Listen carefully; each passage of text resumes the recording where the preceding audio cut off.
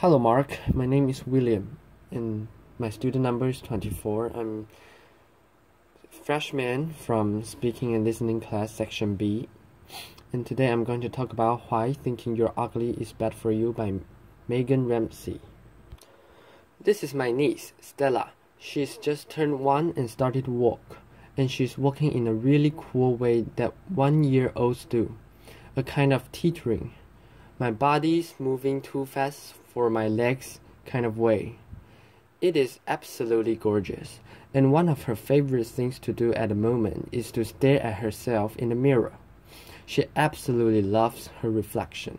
She giggles and squeals and gives herself these big wet kisses. It's beautiful. It is beautiful. Apparently all of her friends do this, and my mom tells me that I used to do this. And it got me thinking, when did I stop doing this? When is it suddenly not okay to love the way that we look? Because apparently we don't. 10,000 people every month Google, "Am I ugly?" This is Faye. Faye is 13 and she lives in Denver. And like any teenager, she just wants to be liked and to fit in. It's Sunday night. She's getting ready for the week ahead at school, and she's slightly dreading it. And she's a bit confused because despite her mother telling her all the time that she's beautiful, every day at school, someone tells her that she's ugly. Because of the difference between what her mom tells her and what her friends at school or her peers at school are telling her, she doesn't know who to believe.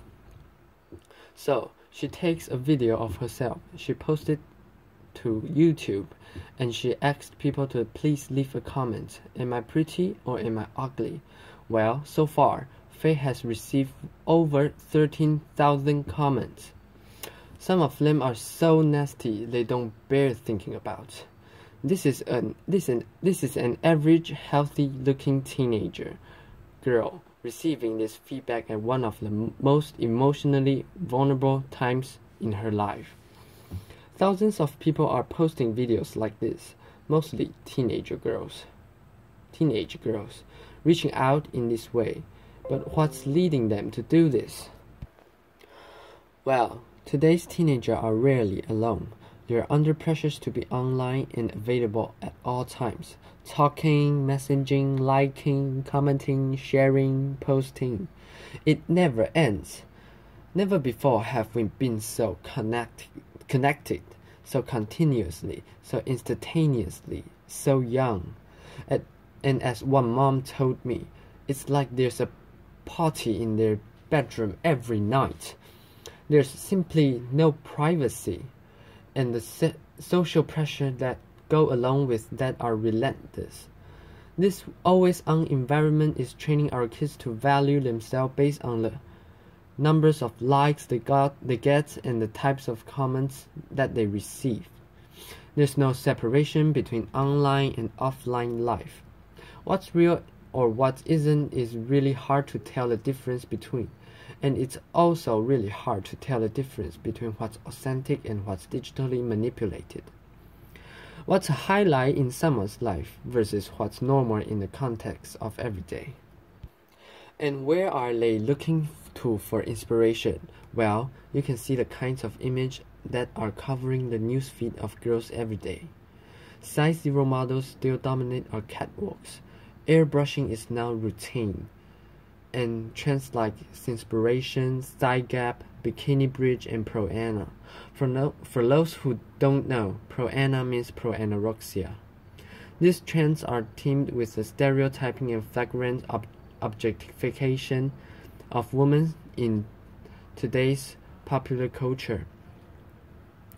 It is not hard to see what girls are benchmarking themselves against, but boys are not immune to this either, aspiring to the chiseled jawlines and ripped six-packs of superhero-like sports stars and Playboy music artists. But what's the problem with all of this? Well, surely we want our kids to grow up as healthy, well-balanced individuals, but in an image-obsessed culture, we are training our kids to spend more time and mental effort on their appearance at the expense of all of the other aspects of their identities. So things like their relationships, the development of their physical abilities, and their studies and so on begin to suffer. 6 out of 10 girls are now choosing not to do something because they don't think they look good enough. These are not trivial activities. These are fundamental activities to their development as humans and as contributors to society and to the workforce. 31%, nearly 1 in the 3 teenagers, are withdrawing from classroom debate. They're failing to engage in classroom debates because they don't want to draw attention to the way that they look. 1 in 5 are not showing up to class at all on days when they don't feel good about it. And when it comes to exams, if you don't think you look good enough, specifically if you don't think you are thin enough, you will score a lower grade point average than your peers who are not concerned with this. And this is consistent across Finland, the US, and China, and it's true regardless of how much you actually weigh. So to be super clear, we're talking about the way you think you look, not how you actually look. Low body confidence is undermining academic achievement, but it's also damaging health. Teenagers with low body confidence do less physical activities, eat less fruits and vegetables, partake in more unhealthy weight control practice that can lead to eating disorders. They have lower self-esteem. They are more easily influenced by people around them, and they are at greater risk of depression. And we think it's for all these reasons that they take more risks with things like alcohol and drug use, crash dieting, cosmetic surgery, unprotected earlier sex, and self-harm. The pursuit of the perfect body is putting pressure on our healthcare system and costing our government billions of dollars every year. And we don't grow out of it. Women who think they're overweight, again, regardless of whether they are or are not, have higher rates of absenteeism. 17% of women who would not show up to a job interview on a day when they weren't feeling confident about the way that they look. Have a think about what this is doing to our economy. If we could overcome this, what that opportunity looks like, unlocking this potential is in the interest of every single one of us. But how do we do that? Well, talking on its own only gets you so far. It's not enough by itself. If you actually want to make a difference, you have to do something. And we've learned there are 3 key ways. The first is we have to educate for body confidence. We have to help our teenagers develop strategies to overcome image-related pressure and build their self-esteem. Now, the good news is that there are many programs out there available to do this. The bad news is that most of them don't work. I was shocked to learn that many well-meaning programs are inadvertently actually making the situation worse. So we need to make damn sure that the programs that our kids are receiving are not only having positive impact, but having a lasting impact as well. And the research shows that the best programs address 6 key areas. The first is the influence of family, friends, and relationships. The second is media and celebrity culture. Then how to handle teasing and bullying. The way we compete and compare with one another based on looks, talking about appearance. Some people call this body talk or fat talk. And finally, the foundations of respecting and looking after yourself. These 6 things are crucial starting points of anyone serious about delivering body confidence education at work that works. And education is critical, but tackling this problem is going to require each and every one of us to step up and be better role models for the women and girls in our own lives. Challenging the status core of how women are seen and talked about in our own circle.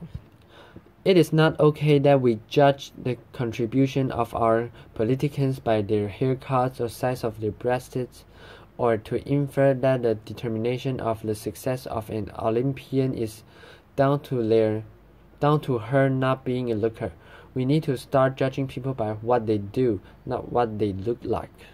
We can all start by taking responsibility for the types of pictures and comments that we post on our own social networks. We can compliment people based on their efforts and their actions and not on their appearance. And let me ask you, when was the last time that you kissed a mirror? Ultimately, we need to work together as communities, as governments, and as businesses to really change this culture of ours so that our kids grow up valuing their whole self, valuing individuality, diversity, inclusion. We need to put the people that are making a real difference on our pedestals, making a difference in the real world, giving them the airtime, because only then will we create a different world, a world where our kids are free to become the best version of themselves, where the way they think they look never holds them back from being who they are or achieving what they want in life. Thinking about what this might mean for someone in your life, who have you got in mind? Is it your wife, your sister, your daughter, your niece, your friend? It could just be the woman a couple seats away from you today. What would it mean for her if she were freed from the voice of her inner critic, nagging her to have longer legs, thinner thighs, smaller stomach, shorter feet? What would it mean for her if we overcame this and unlocked her potential in that way? Right now, our culture's obsession with image is holding us all back, but let's show our kids the truth. Let's show them the way you look is just one part of your identity, and that's the truth is we love them for who they are and what they do and how they make us feel. Let's build self-esteem into our school curriculums. Let's each and every one of us change the way we talk and compare ourselves to other people. And let's work together as communities, from grassroots to governments. So let the happy little 1-year-olds of today become the confident change makers of tomorrow. Let's do this. Applause.